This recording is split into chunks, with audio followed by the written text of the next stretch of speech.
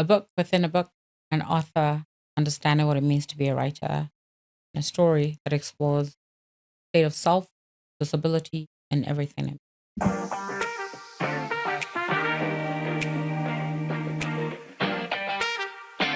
Hi, welcome to the Book Corner with me, Mish Atagana.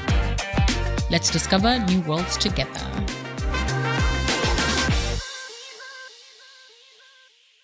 Hi, everybody. Welcome back to the Book Corner with me, Mish Atagana. And I am no longer alone in the studio today. So let us find out who came to join me.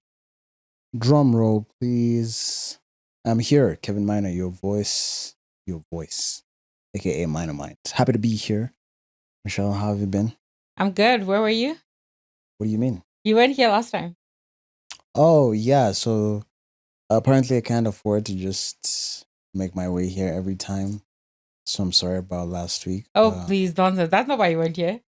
Yes, that's why I wasn't here. Do you have a reason that I don't know plane about? ticket is your issue? Yeah. I thought you had like all these sugar mamas who just like buy you stuff. Not really. Trying to work on a relationship with this cute girl. So she wanted me for the weekend. And oh, tell us about this cute girl. I wish I was toiling. You were I was toiling for my future kids. You were toiling for your future kids who need school fees. Who need school fees? Yeah. With this cute girl. But hey, I'm hoping she will be. I need beautiful kids. And the beautiful kids. Yeah. Okay. Do you want to show them what book I want to talk about today? Or do you have other things to say to me before we get into it? Well, I'm just, I hear they have been asking for me, so. Who's they? Happy to be. Huh? Who's they? It's chill. Who's they? This is my intro. I hear they've been asking for me, and I'm back, ladies and gentlemen. What's your TA? What's our target audience here? Who are we talking to here? Anyway, you said the TA. What's the TA? And yeah, what's the TA? And the women in the TA. I've been waiting. I've been asking for him. Well, this is a befitting title. The book is it? As we have come along this journey of so many episodes, somehow we get to the death of the author, and I have so many questions about this. Oh, tell me. So, I mean, the first one is, what does this title mean? Is our author here? Who's our author? George? No. Who's the author? Nnedi Okorafor. Well done. Yeah. Nnedi Okorafor. You want to read the back blurb? Yes, we can read the back book. Life has thrown Zelu. Ooh. Love the names already. Life has thrown Zelu some curveballs over the years, but when she suddenly dropped from her university job and her latest novel is rejected, all in the middle of her sister's wedding, her life is upended. Disabled, unemployed, and from a nosy, high-achieving, judgmental family. Oof. Sounds very African. She's not sure what comes next. So our protagonist, Zelu, is the author. How does she die? Okay, let's not spoil the book. Okay.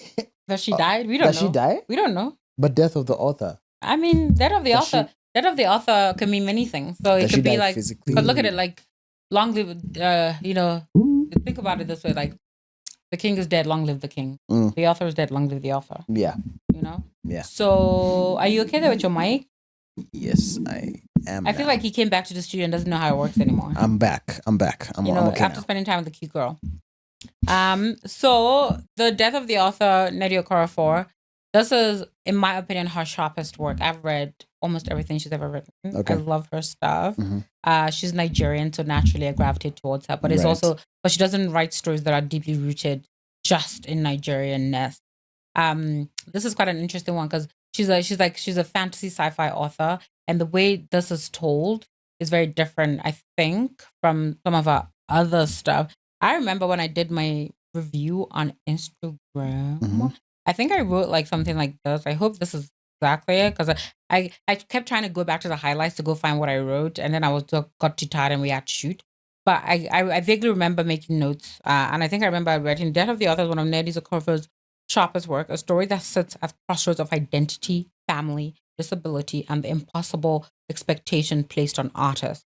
we follow Zelu, a Nigerian-American writer whose life fractures after losing her teaching job, watching her literary fiction manuscript get rejected, her sister's wedding in Trinidad.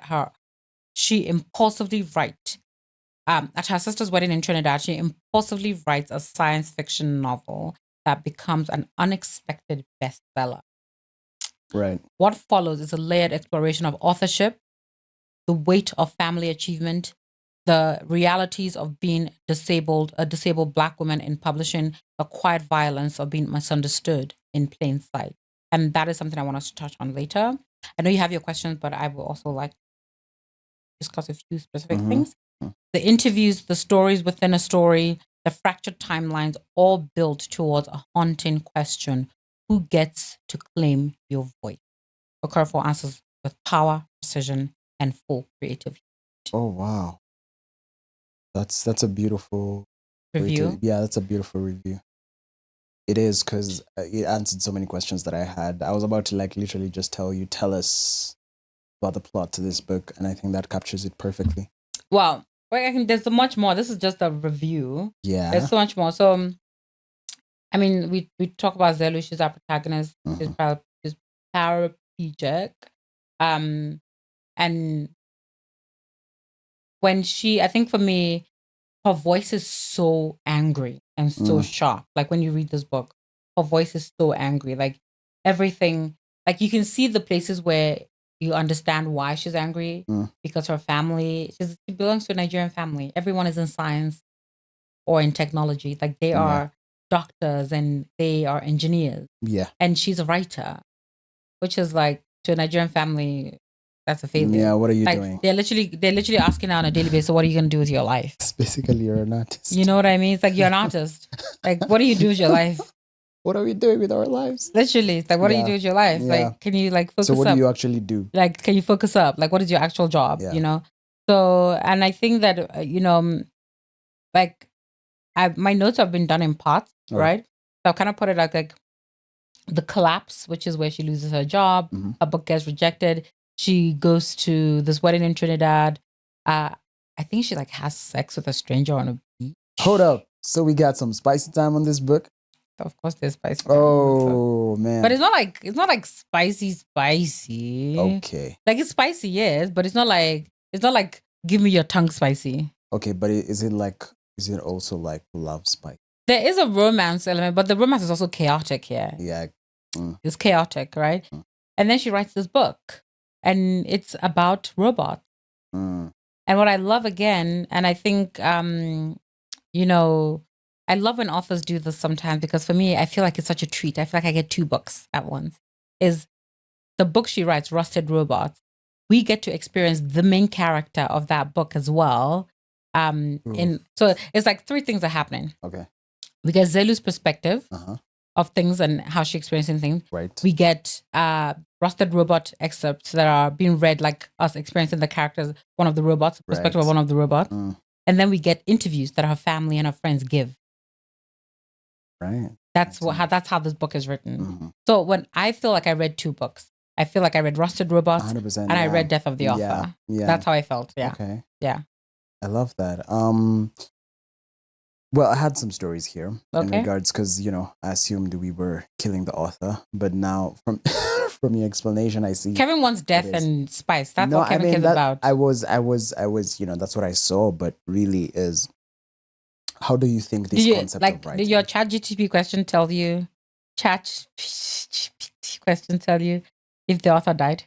This is a voice of the audience. These are well-researched questions. Yeah, but did they tell you whether the author died? No. Of course not. Okay, tell me now. So if I researched on the book, I wouldn't be having this question. Okay. But for me, I'm curious about the concept of writing such books, which you just touched on, and how that changes the game in regards to publishing such books. Like this book or the book in the book? No, like this book, like the books that we are getting in modern culture. So I mean, I think that there isn't like a ton of books that are written this way. Yeah. Right? I did another book that, when you disappear. I had an episode where I talked about a book called Female Fantasy. Did you have another guest? No, it was just me and my mic, I'm back. and the audience. Okay. So we talked about this I talked about this book called Female Fantasy that also has a similar idea, right? But this is different. I feel like this is kind of wholly unique. Where in female fantasy, she's reading a book, and we are experiencing the book she's reading. Almost like she picks up the book to read it. We dive into the book and experience the story of that book, right? Ooh, that's kind of female fantasy. Okay, yeah, that's how that's written, right? Okay. Whereas this one is Nnedi wrote a book and then literally wrote another book so that the main character of this book can write that book.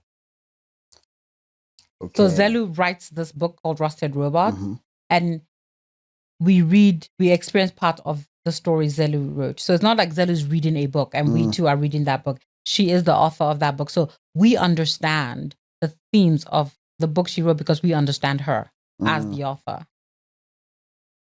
So does knowing the author's life, because you spoke about this in one of the episodes where you kind of don't want to know the author's life. Yeah, but that's like I don't know about Nnedi's life.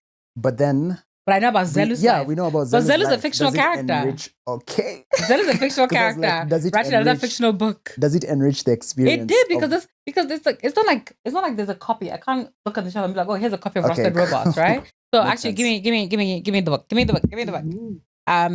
So because I want to find like a Rusted Robot excerpt. Okay. And the way they do it. So this is mostly Zelu. Okay, so you see, like the font is different between Rusted Robot stuff and actual Zelu, right? So like for instance, can you see the difference? Yeah, this looks like a little like Times New Roman. Yes. Can you see that? Yes. So you always know when you're tapping into the other book. And when you're and then it has the little robot sign when you're talking about the robot. Okay. So now this is like the terrible information. And then this is one of the interviews, and it's like they're talking to Zelu's father. Yeah. Right. And then when it's Zelu's point of view, it's just there's no robot thing on it. Yeah. So I know I'm about to read an excerpt from Rusted Robot, but it's not written. It doesn't go, this is an excerpt from Rusted Robot. It literally begins the terrible information, and it goes, I didn't seek out this terrible information. It found me as I was navigating the mangrove forest labyrinth waterway miles outside of Lagos. I'd been told there was an old warehouse here where some Humes were maintaining a series of information nodes that might hold locally written novels and short stories. But after many hours of trekking through the muddy water with no sign of automation, I was growing discouraged, wondering if I was chasing a rumor. So this is the voice of one of the robots or the protagonist robot in her story, right? Yeah. So we kind of look at this voice and we begin to sort of get where like the like you can almost feel the author's voice in this character, because I mean that's what authors do. Yeah. Like they and we never it takes you a while to eventually figure out like, wait, what? This is because I think when I first started reading, I was like read, and I got to the first part. I think the scholar is the first part and it literally I began reading. I'm like, wait, why is this? I'm like, wait, and then it hit me. I'm like, oh, this is the book. This is the book she wrote. Right. You know? Yeah. So that's how you kind of get into that a little bit, yeah. I'm curious, how does Zelu's life change? After her... yeah. It's a bestseller. So she's like instant celebrity. Actually, I did... Remember I made those notes? Those lovely notes, those ARC notes. So it's like instant celebrity. She's doing all these media interviews. She's doing like, all these fan events. There's actually, I'm trying to remember where I put this thing. Hang 10, please. Doom. So the one of the things I wrote down about how after she writes, so she writes this novel called Rusted Robots, a post-apocalyptic science fiction story set in Nigeria, because Nigerian authors, we got to bring our country into it. It's about robots, androids, and AI in a world about human extinction, right? So it becomes a surprising bestseller, thrusting her into fame, wealth, and the spotlight. And concurrently, she's beginning to deal with a lot of issues of identity while all of that is happening. Like, she's doing all these interviews, she's famous, but her family still don't give her the respect, at least in the way she wants it, right? She's trying to figure out herself as a disabled woman. This plays a big role in her life because she actually goes to lengths to try and figure out, work with like this scientist at MIT to help her walk again. So there's like these little like nano things they put in her leg that like help her like her muscles move and help her stand and things like that. There's like a lot of family tension because literally, she's a best-selling author and she's still not good enough, right? Yeah. And all this pressure, it's a lot. Like for her, she's like she's like abrasive. She's angry.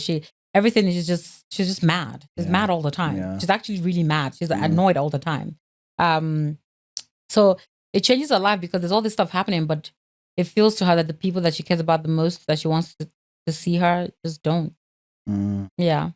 Does that reflect on how the publishing world is? I mean, you are a publisher. I'm not traditionally published, so that's not. I don't think that. But I mean, I would. Okay, there's this. If we're talking about publishing world, okay, let me just put the notes down for a second. There's this great Instagram account that I follow. He's like a book. Is he a book? He's a book agent. I forget his name, but he's a book agent, and he talks about how people often assume that, oh my gosh, you have a best-selling book, your whole world has changed, you're rich and all that, but that's not actually how it works. Because the way book publishing works is, a publisher will buy the rights to publish your book, and it'll be maybe they'll go, okay, we'll give you a book deal of maybe, let's say $100,000, but it'll be for like 3 books. You have to write 3 books.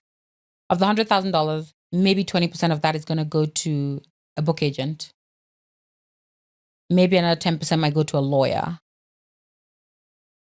Then you might have like to pay like an assistant or a publicist that's going to work on, by the time and this is over 3 books, mind you, which I know, how long does it take to write 3 books? Over 3 books? How long does it take to write 3 books? Oof.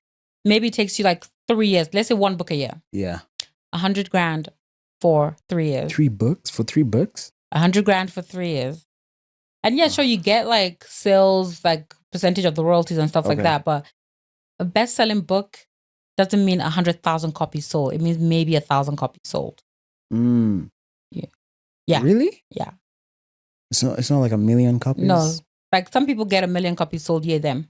Right, but best-selling could also mean 1,000. I see. Depending on which country you are and how the country defines a best-selling book, right? So now you've already lost about, let's say 40% of that money has gone to like other things.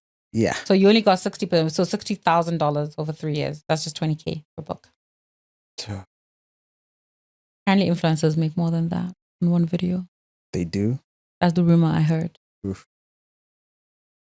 You're an influencer. Tell us. Should I? Tell us. I'm learning from you. What do you mean? I'm not an influencer. Those influencers. I'm not an influencer. So like, wow, okay. you have to. So the publishing world is in her case, yes, she did get a decent book deal. The book is insane. They turn into a movie. So, but so now when the movie rights comes in, then more money and things like that. But it's not a smooth journey. Yeah. In the world of publishing, it's not. I mean, I can imagine for her, and even who now defines what the book is when the author is not there. So, but people define what a book is, even with or without the author. That's true. I mean, we talked about Calabasas at the beginning of the season, early in the season, and a lot of people online feel like this book, they take ownership of a book away from an author. That's true. By going, but this is what it should be. But isn't that the point of art? It is. It is. So you, as an artist, when you wrote Midnight Poetry, the album, not the sexy adult time. Specific poem, yeah. Did you have a specific expectation of what you wanted the audience to experience? And was that what they experienced? Because they would define it in a way that makes sense for them, for the context of it. No, you're right. I mean, when I'm working on any piece of art, there is a desired goal. There is the way I'm trying to engineer emotions. But 100%. I do live shows in Nairobi, and people come through and they tell me this piece. I remember one of my heartbreak pieces felt like a grief piece for someone, like a romance heartbreak piece, felt like a grief piece for someone. There you go. So I totally understand what you mean. I totally understand what you mean. And I feel like this book particularly raises the question of, can you separate the art from the artist? From the artist. I'm so glad. You're so glad I asked? Is it on your notes? I've been waiting for you to ask. Fantastic. I thought you'd never ask. Let's go. Tell me about that and how that is revealed in the book. So for me, like, it's more like when I look at the thematic, when I look at the themes of the book, right? Mm-hmm. So like, I wrote down authorship, ownership, and identity, which is like, does answer the question, what can you separate the art from the artist, right? Mm-hmm. So for me, what I think Okorafor does here is she plays directly to that question, who gets to be an author? So, because when you're trying to separate art from artists, it means that authorship is being questioned, right? So Zelu's journey contrasts the idea of author as a brand, with the author as a human being. Her literary fiction manuscript, it gets rejected. Like the thing where she's like, this is what authorship, this is what a writer does. A writer writes is, it's like it's a magnum opus, is things like Shantaram, but yet the speculative novel that she writes is the one that becomes her breakout. So success doesn't feel like victory for her, because she's annoyed. She's like, the great books, the great stories I've written, like the when I've kind of deep dived and given you the work that, like, it's given Russian authors, it's given Tolstoy, it's given Dostoevsky, it's given Ulysses, and they're like, yeah, we don't like that. I have no idea what you're talking about. You know what I mean? I get the passion. I can see it. So for her, success doesn't feel like victory. It feels like appropriation, distortion. It feels, because she's not a speculative author. She's not a science fiction writer. So she doesn't feel like she should own this narrative, So like for me, key tension here is like, Zelu being celebrated for her work or for the idea of her? Because now she's also becoming science fiction in some ways, because now she's got all this tech now she's gotten put into her by the scientists at MIT that's helping her work, helping her walk. So now, is she a rusted robot? That's the question that's being asked. So there's a lot of like critique around how the public discourse, flattens, like a writer, kind of turning their life into narrative, and using that narrative as a fodder, and treating authorship a little bit like it's like a neatly packaged identity. Right. You know what I mean? So think of it as like, in your case, like Minor Mind is like this thing. And then there's Kevin Maina. Yeah. Right? Right. And your audience likely do the same, where they like they assume Minor Mind is one thing, right? Yeah. Remember last year when we did that Spotify event, and I'd asked you, you're a great Instagram boyfriend. Are you a great boyfriend in real life? I remember when we were doing the media training thing. Yeah. And because I bet you all your fans, they just assume you're going to be a great boyfriend. Yeah, 100%. And they expect you're going to be the perfect boyfriend. Yeah, some of the DMs I get, the kind that never makes mistakes. Exactly. The kind that always knows the right thing to do. Wow. But deep down, you're just a flawed human being. I mean, you called me 100 years old. No. Oh my. Wow, how many hours, how many days, how many weeks has it been, Mish Atagano? I just felt this is our running joke. This is our thing now. Wow. It's our thing now. But you're right. I some of the comments I see, it's like your girlfriend is lucky. I'm like, oh, that might be the lucky one. There you go, you know? So, yeah. And I saw like the artist versus the industry, which really then kind of talks about your earlier thing around the, around like, publishing world. So like for this novel, I kind of, it does have a sharp critique on publishing. It does, I will say. Like the kind of stories that get elevated, who is allowed to succeed, how does the industry commodify identity, how do marketing narratives override the author's self? Like Zelu's best-selling status brings visibility, but also erasure. So she becomes both a hyper-visible like person, but it's also misunderstood. Like she's constantly trying to explain her story. I see. Like interviews like spread through the novel show like how everyone believes they know her parents, her colleagues, her fans, yet none of them really do. how does that how then is the idea of reinvention? I mean, but that's the thing, Zelu, she doesn't want to reinvent herself. Yeah, she just wants to be herself. She doesn't want to be reinvented. She doesn't want to be redefined. She doesn't want to be repackaged. Mm-hmm. She just wants to be herself. And they are like the public, the readers, her family, her publishers, her publicists, everybody is repackaging her identity. And she's just like, I just want to be myself. So they kind of say to her, okay, why are you getting these implants so you can walk? Are you trying to be like your character? She's just like, maybe I just want to be able to go to the bathroom by myself. Okay. Like maybe I just want to be able to like take a walk down the street. Like maybe this is about agency than it is about anything else, you know? Right. So things like that. Like I also like this like, you know, we talked about the book in the book, like the metafication. So like for me, Rusted Robots, which I really feel, Nnedi Okorafor, if you by any chance ever see this podcast, please turn that into a book. I want to read that. Like it's so good. I actually want to read it. Like, and I know this is ironic considering that Rusted Robots really like essentially destroys her life. But like it literally is the sci-fi book, and she writes, like I said inside the thing, but it mirrors her own psychological terrain. Like it's destruction, it's reconstruction, and it's the fragility of humanity. And I think when I look at the excerpts, like they create a they create a conversation between like Zelu and her own subconscious, which is why I said knowing the author and reading the excerpt feels different. Yeah. Which kind of results in this layered meta fictional structure. So we read Okorafor's writing, then we read Zelu's writing. You know, so like because that's the thing. Can you imagine being a writer, writing a book, and then having to write another book within the book in a different voice that's not your voice? Yeah. You know, and it's like a triple mirror that kind of questions like the integrity of authorship itself. Yeah. Which was what we said earlier. Interesting. How different are the two books? This one and the book. Okay, like describe the difference as in a vibe of a movie or a film vibe or a series. So I mean, Zelu is obviously going through like a bit of a mental collapse.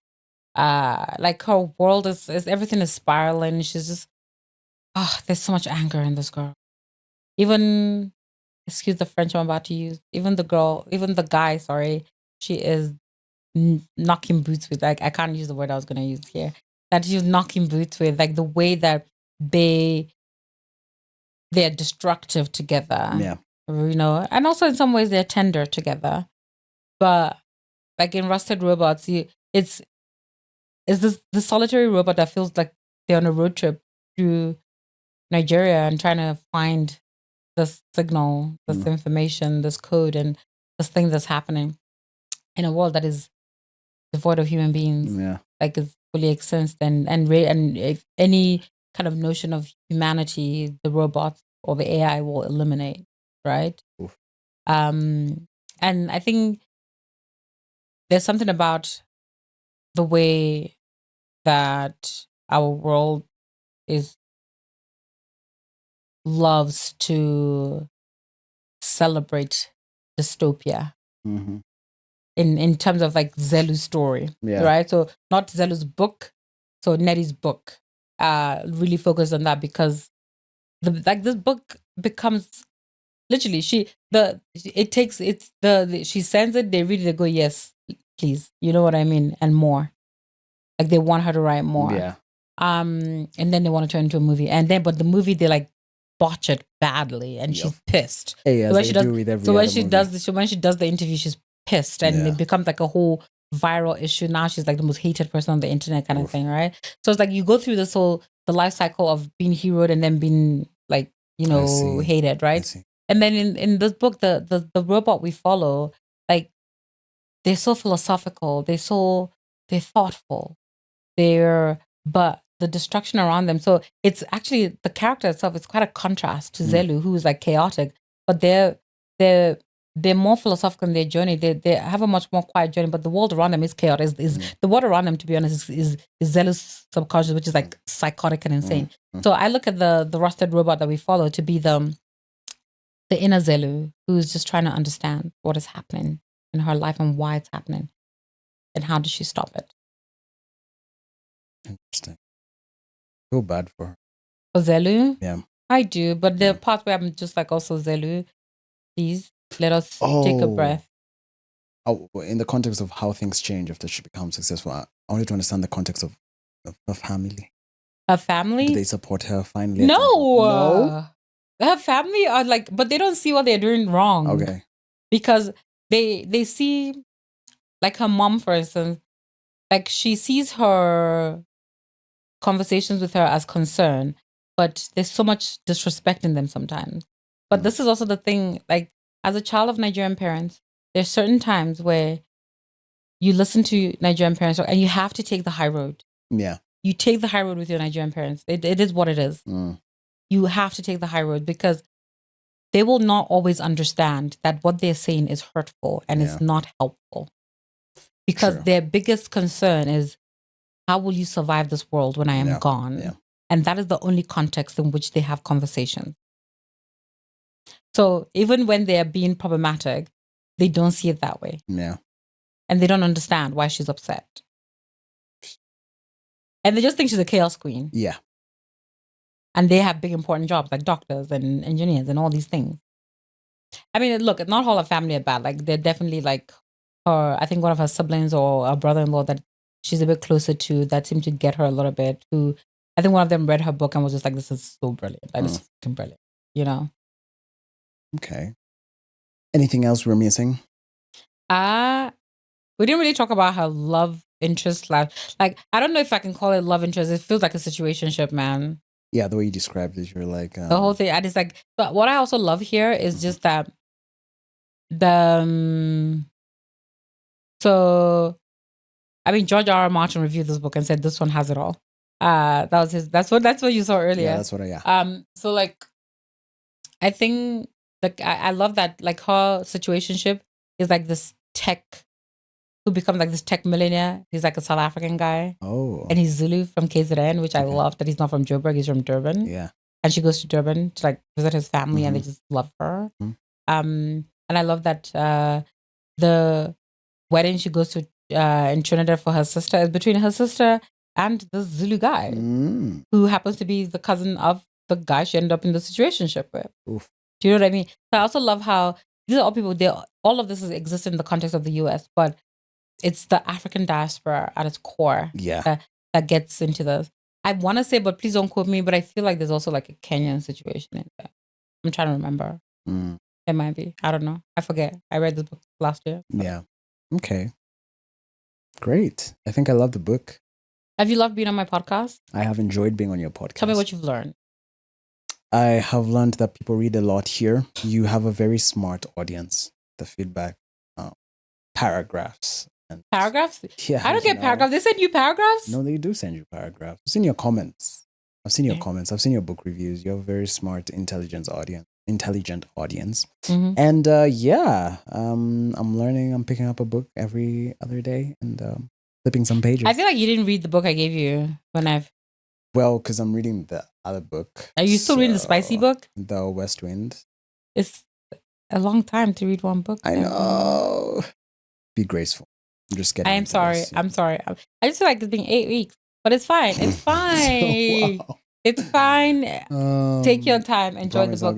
This is no judgment zone. I feel like I should give you another book. Please do. Okay. But you're going to have to read them. I'm going to check in. I will. Okay. So I love this book so much. Ministry of Time. And wait, let me finish before I give it to you. Like the way he reached for it so quickly. Like, I'm sorry. Okay. A civil servant is offered a lucrative job in a mysterious new government ministry, gathering expats from across history to test whether time travel is feasible. Okay. Sounds like a role is to work as a bridge, living with, supporting, and monitoring expat 1847 Commander Graham Gore, a former Victorian polar explorer. Gore, an adventurer by trade, soon adjusts to his bizarre new world of washing machines, feminism, and Spotify. Oh.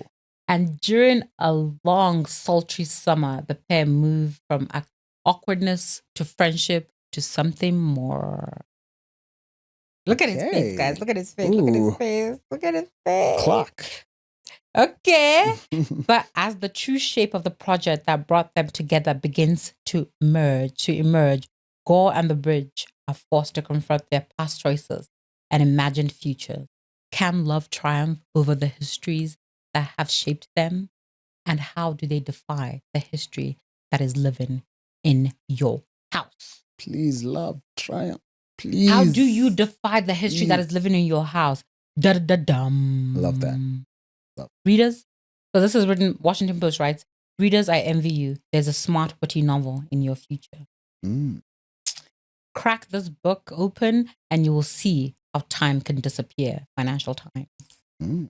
So I love Ministry of Time. Love it. Like when I say I love this book so much. Yeah. I read it before I started my online reviews and my podcast. So I've never actually reviewed it anywhere publicly. So I think I'm gonna review it this year. I've read it, but I'm gonna reread this year so I can review it again. Okay. But here's my gift to you. Thank you so much. The Ministry of Time. Oh, beautiful. Capturing that, right? Yes. Okay. Thank you. Well, thank you for spending this season with me. It's been lovely. Yeah? Yeah. Do you think you're going to actively just go out and buy like fantasy and speculative fiction books? No, 100%. I think I'm... have I convinced you to be a reader of fantasy? You have. And I'm definitely writing better because of these books. Are you writing better? Yeah. Amazing. I can't wait to... Is another poetry album in our future? Hey, you never know. There's a book in our future. The future. Oof, the future is full of possibilities. So we are taking it a step at a time. Step at a time. Mm-hmm. Do you think you and I have become like better friends? I think so. I think are we okay? Actually, no. Are we friends now? Yeah, 100%. We're friends now. I feel like I understand you better. Yeah. And I get why you love these books. And are you gonna write a poem about me? Them. So how am I gonna write a poem about you? Yeah. Only time will tell. Look at the way he's looking at me. Only time will tell. So you better inspire me. Yeah. So we'll see. We'll see. How are your dates going? I hear you're going on some dates. Who is telling you these things? I have spice. I have my spice. But I mean, yeah, I've been doing like a fun dating series. I'm enjoying myself. What can I say? We shall watch and see. Please do. Alrighty. Please do. And cool. And when you're inspired, drop your 100 years of wisdom. My 100 years of wisdom is coming your way. Just drop them on the comment section. Mind you, as I believe that my future life partner will knock on my door when Jesus sends them. Oh. I'm not leaving my house to find nobody. Maybe they're watching this podcast and they're making their way to my house right now. Okay, don't come to my house. That's creepy. Maybe they're making their way to the studio. That is, wow. That is a choice. Yeah, that is 100%. That's a choice. Have fun with that. That's a choice. That's a choice. I'm going to be outside. You'll be outside? Ooh. Ladies and gentlemen. I'm going to be outside. Ladies, mine is outside. I'm outside. He's outside. Yeah. All right. Thank you guys so much for joining us. It's been amazing. And we will see you when we see you. Maybe mine will be back. Maybe it'll be just me back in the studio. Who knows? But find me on the internet, Globemish, everywhere. And for the last time, you can also find me on the internet at Maina Mind. If you're into poetry, go spoil yourself. Ooh, he said go spoil yourself. Well, on that note, spoil yourself. And we out.